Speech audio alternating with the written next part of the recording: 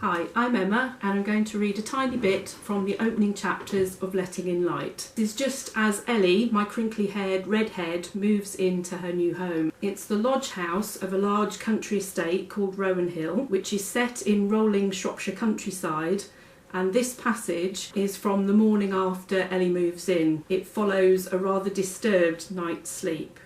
I'm just warming my hands around my first cup of tea of the day when I hear a series of strange rumbling noises from outside that sound like they're getting louder. It's a persistent rainy sort of day, and I've no real inclination to investigate, but as this is not my house, I suppose I should. The back door is stuck, and I have to pull it so hard that it opens with a worrying crack. I'm face to face with a dark, wet, hooded man who looks just about as surprised as I do. I seem to have slopped half my tea down my trousers, and I'm contemplating throwing the rest over the Grim Reaper when a flash of blue catches my eye. He raises a hand to wipe the rain away from his face, and in that second I recognise him. I've thought about those hands often enough. I hardly saw his face except for the flash of his blue eyes as we said goodbye, but as he crouched beside my car in the ditch just over a year ago, I felt as if I'd known him all my life, and now he's here, standing before me. Will, my pulse starts to quicken, but something's not right. He doesn't appear to have shaved for days, and sports a pallor that wouldn't look out of place in Broadmoor.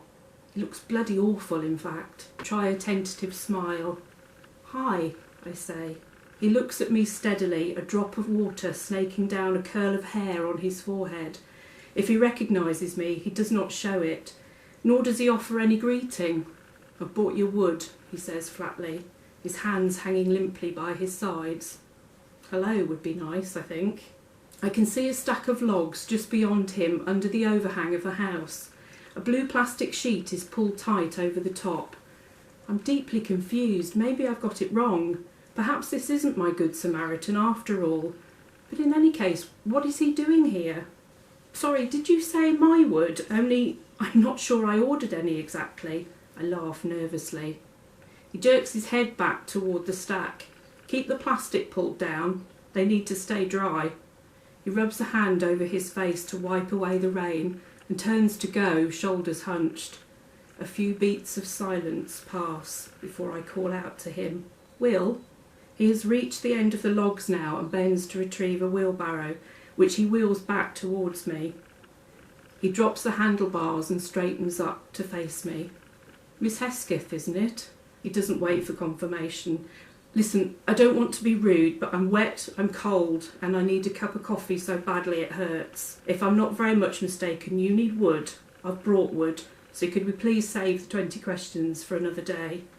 I'll come back later to ease the door. My jaw, already slack, drops another foot or so. I can feel my face beginning to burn. Who does he think he is? Waltzing over here at some ungodly hour of the morning. Brought my wood indeed. He'll probably charge me some exorbitant price for it as well.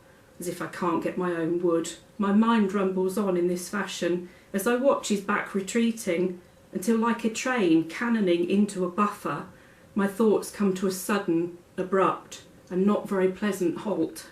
Oh my God, he lives here.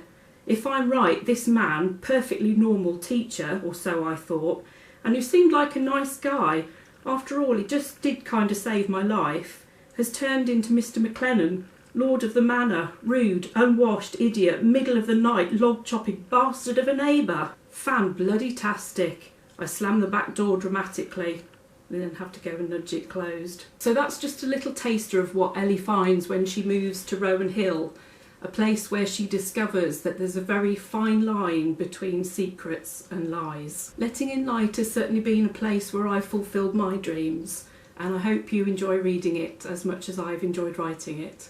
Thank you.